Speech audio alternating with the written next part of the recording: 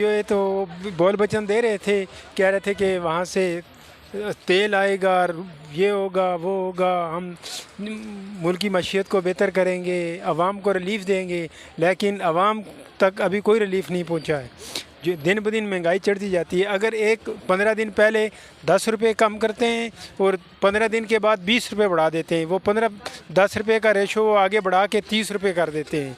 ये अवाम के साथ दिन ब दिन ज़्यादती हो रही है।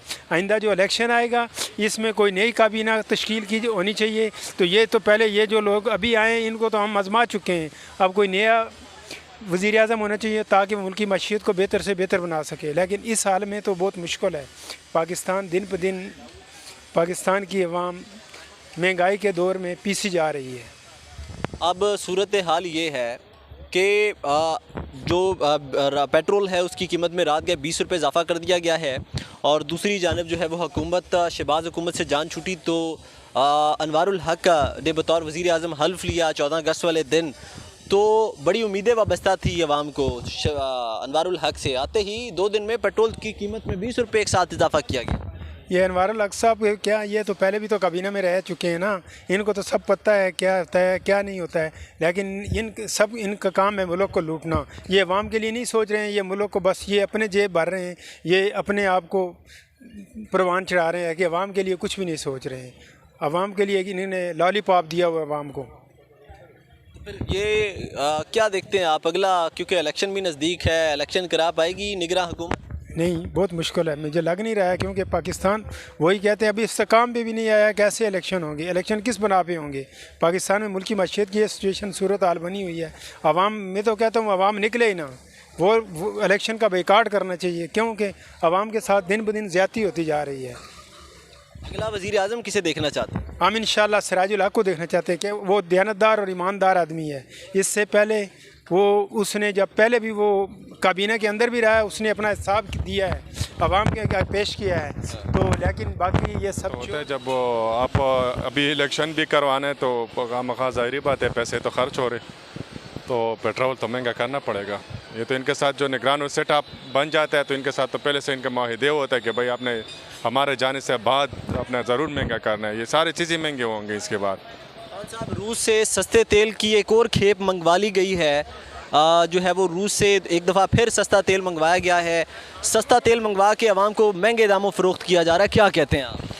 ये रूस से जितना भी तेल आया वो सबको पता चल गया, कोई भी सस्ता नहीं हुआ, किसी किस्म का रिलीफ नहीं मिला, किसी को भी रिलीफ नहीं मिला, सारी चीज़ें महंगे कर दिया। वापस कह रहा था कि वो 200 के लगभग मिलेंगे, वो अभी 300 रुपये के मिल रहे, कोई रिलीफ नहीं मिल रहा। वो बेशक रूस से आ जाए, बेशक ईरान से आ जाए, सऊदीया से आ जाए, हमारा जितना भी वो होता है ना, ये सिर्फ IMF के थ्रू पे होता है। जितना करना है, जिस रेट पे बेचना है, वो IMF वाला या तय कर रहा है रेट। अच्छा, पाकिस्तानी अवाम की IMF दुश्मन क्यों बनी हुई है?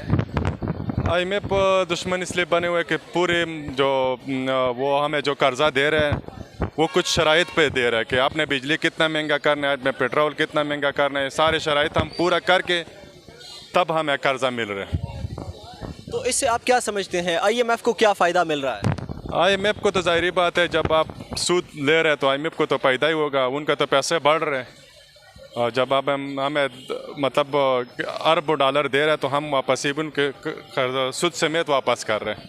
जब उनको सूद भी हम दे रहे हैं तो जाहिर बात है उनका जो पैसा है वो तो बढ़ जाता है उनका। खान साहब, सूद तो देना ये हुकूमत की ज़िम्मेदारी है, कर्ज़ा क्योंकि हुकूमत ने लिया है तो हुकूमत ने ही कर्ज़ा वापस करना है।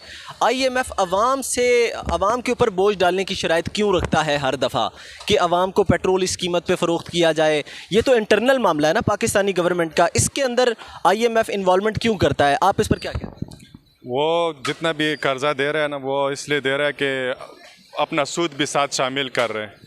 सूद शामिल कर रहे हैं, वो सारा कुछ का पता होता है कि बिजली इनका कितना वो इनकम दे रहा है और जो पेट्रोल कितना खर्च हो रहा है मुल्क के पूरा सालाना महीना, वो सारा जमा करके कैलकुलेट करके तब ये वो अवाम पे जो है ना वो बोझ डाल रहे हैं। कहते हैं गरीब अवाम का जो है वो बेड़ा गर्क हुआ है। आपको पता ही है, दिन ब दिन चीज़ों की कीमतें बढ़ रही हैं।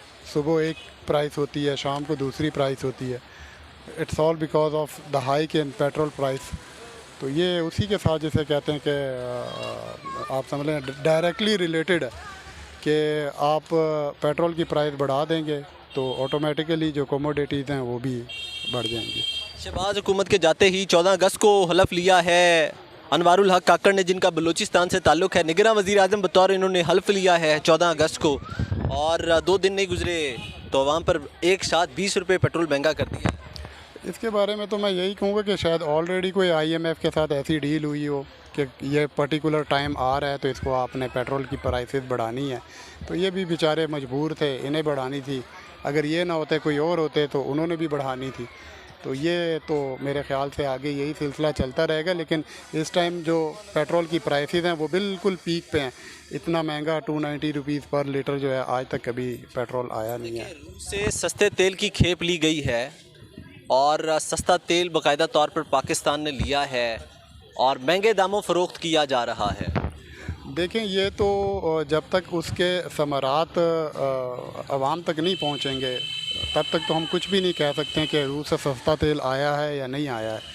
ये तो उस वक्त पता लगेगा जिस टाइम पेट्रोल जो है वो 200 रुपये लीटर आवाम को मिलेगा कि वाकई रूस से सस्ता पेट्रोल लिया है। नहीं, वो सस्ता लेके तो आगे आवाम को महंगे दामों बेच रहे हैं और सामने ये चीज़ें जो है वो आती हैं कि IMF के साथ मुआहदे इस किस्म के हैं। तो IMF ने ये मुआहदे क्यों कर रखे हैं पाकिस्तानी कौम पर, लाइक महंगाई करने के? अब कर्ज़ा क्योंकि हुकूमत ने लिया है तो हुकूमत अपने तरीके से उसको उतारने चाहिए। इंटरनल मामलात में IMF इंटरफेयर क्यों कर रहा है कि आपको पेट्रोल की प्राइसेस ये रखनी चाहिए, बिजली की प्राइसेस ये रखनी चाहिए? इस पर क्या कहते हैं? देखें, we should wait for the new political government. Election हो, उसमें कोई नई गवर्नमेंट आए जो वाकई नुमाइंदगी कर रही हो आवाम की, तो हो सकता है कि उनके दिल में कोई ऐसा दर्द आ जाए आवाम जो इस महंगाई के दौर से गुजर रही है। तो maybe there are chances कि वो कोई ऐसे पॉजिटिव स्टेप्स लें जिससे ये महंगाई का जो तूफ़ान है दिन ब दिन बढ़ रहा है वो नीचे की तरफ कर सके। गरीब आदमी आटे को पाए को भी सेकते हैं, आटा नहीं मिलता, कोई शय नहीं मिलती है। तो आप बताओ मुझे कहाँ पे जाएं हम?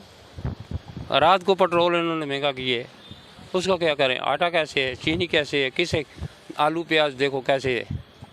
तो हम तो मरने के काबुल हैं, वो तो कुछ ज़िंदा रहने के काबुल है ही नहीं। निगरां वज़ीर आज़म ने 14 अगस्त को हलफ लिया अपने ओहदे पर और आते ही 1-2 दिन में पेट्रोल 20 रुपये एक साथ महंगा किया। जहाँ 24 रुपये, 24 रुपये कुछ पैसे, 79 पैसे। अच्छा, हाँ महंगा किया तो आप खुद सोच लो कि क्या करेंगे।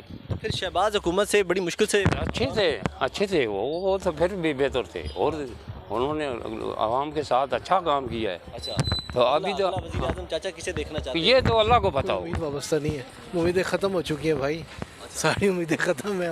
अब कोई उम्मीद वाबस्ता नहीं है, बस गुजार हैं वक्त, किसी तरह गुजार हैं, यही सबका हाल है इस वक्त। समझ गए? तो उसमें कोई उम्मीद नहीं है अब। अच्छा, IMF की शराइत हैं कि महंगा किया जाए, पेट्रोल महंगा किया जाए, बिजली महंगी की जाए, कर्ज़ा हुकूमत ले रही है।